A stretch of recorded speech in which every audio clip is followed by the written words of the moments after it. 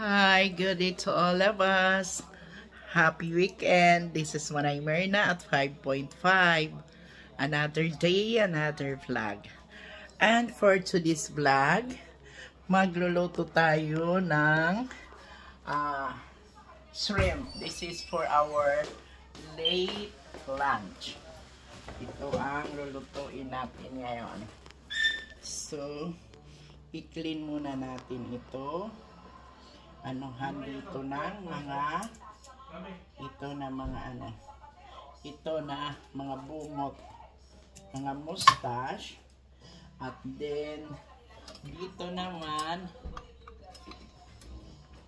tatanggalin natin dito sa may likod ang itim. Yan na may itim dito para hindi malangsa. May light pala una ko inutdan kami. So, yun naman. Inihiya. Kaya mo iniit. Malang sa ini nga itong didihit iya. Bungkog. Dito sa kanyang back. So, ganyan ang gagawin natin. Yan. So, guntingin ang mustache. Tapos dito, iwain sa likod. Dahan-dahan lang, baka kayo masugatan. And then ito man, ini na parang tanggalin ninyo. Okay, inihiya. Malangsa. Sige be. So,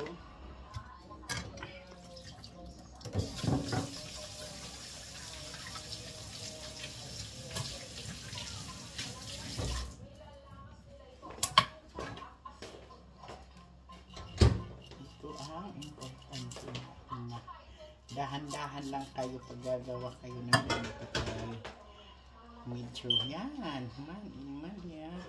this one. So, gawin natin ito sa lahat ng shrimp. So, busin lang natin ito, tanggalin ang buhok, bungot, ano ba yan, mustache niya. Tapos dito sa likod kukunin ang dahan-dahan lang kayo kay delikado. Tapos ito na parang ito ang tinatanggal ko. Then hugasan natin ang likod.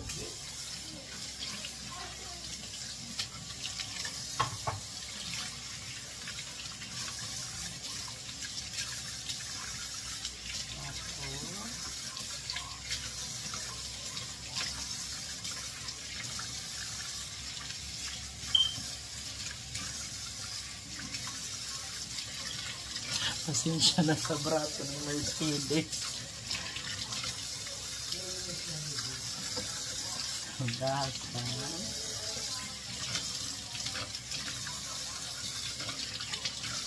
And then, prepare tayo ng mga kakailanganin. Muna tayo tayo. Ayokong maghahawak ng malansang ko.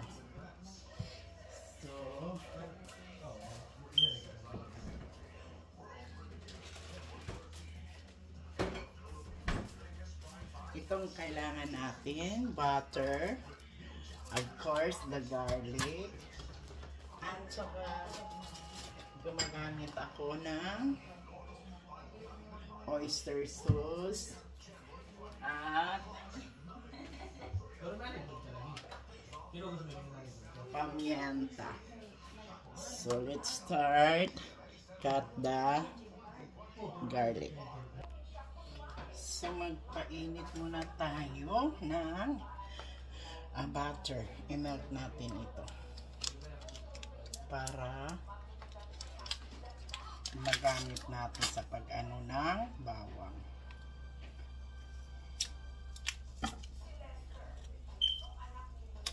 Ay, sorry.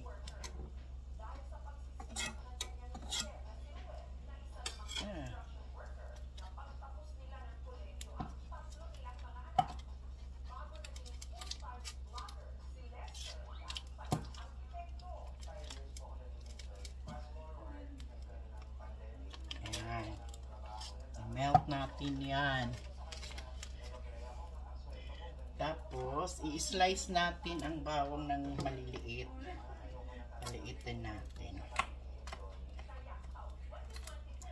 1/2 lang ito ng bulb ng garlic kasi yung shrimp natin is only more than a pound. Hindi siya nakaabot ng 2 pounds.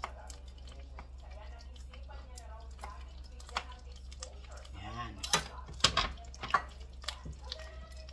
Kung may minced garlic kayo, pwede na rin yun. Tapos ito is like more than a pound lang ito. Hindi yan umabot na 2 pounds.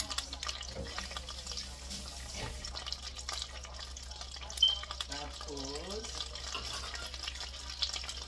pag melted na yung butter natin, nilagay natin ang bawang para mabango siya. Patagalin natin, pero hindi dapat sunog. Ayan.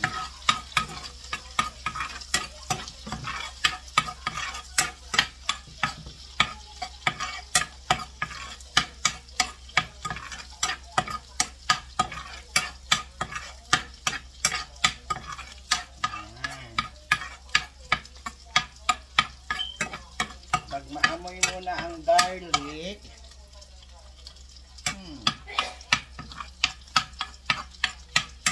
doon mo na ilalagay itong shrimp.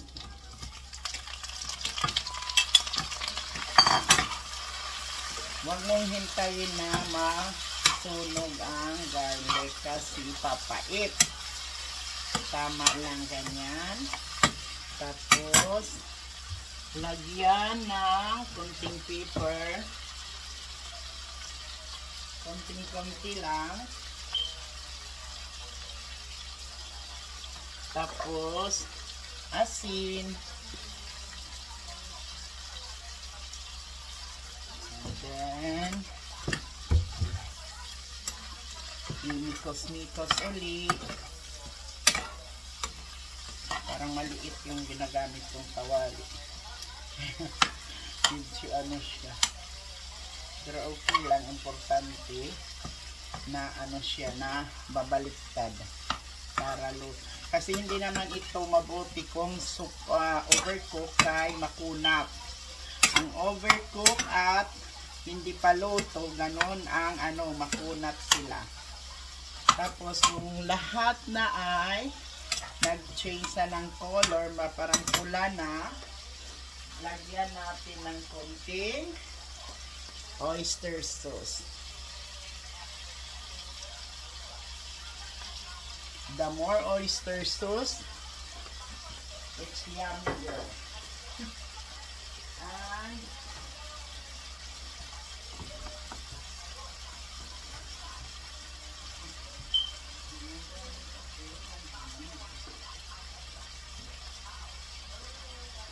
kung mayroon kayong mga hot sauce, pwede rin yan lagyan para medyo may kagat pagkain mo. Charot. Yan.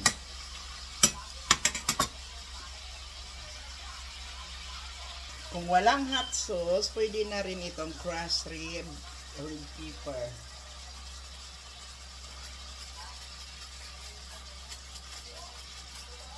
Kung ano lang ang available.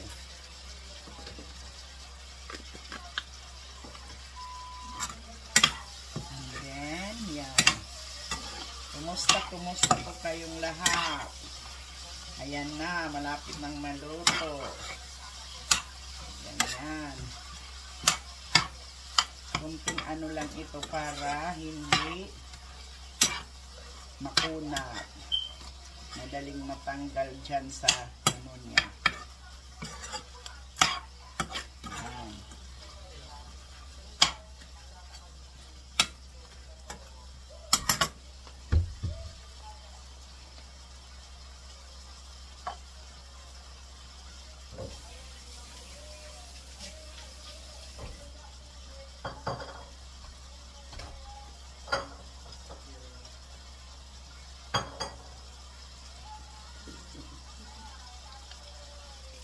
Kaso na content ko, lalagyan ko ng hot sauce.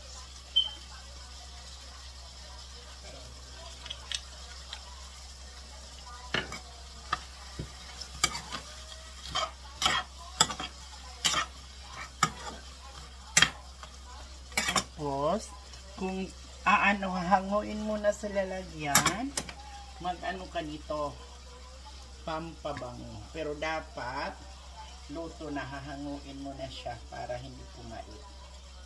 Okay? Sesame oil.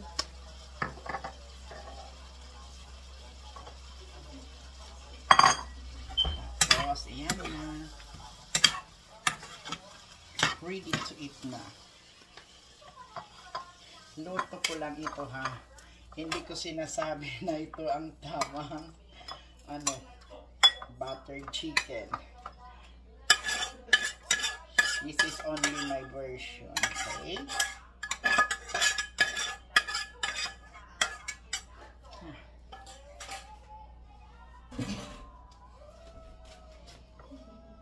Kain na tayo.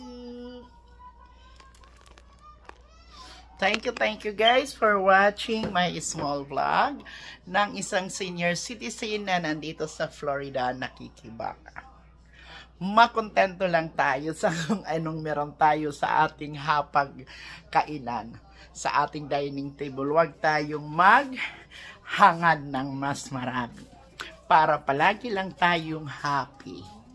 So, thank you guys and ingat-ingat kayo. God bless us all. Ano namin, yung dessert sa lunch. So don't worry, yung bagong panganak namin, nag-snack na yan kanina. Ito, tulog pa yung baby namin. So, bye for now. See you on my next vlog.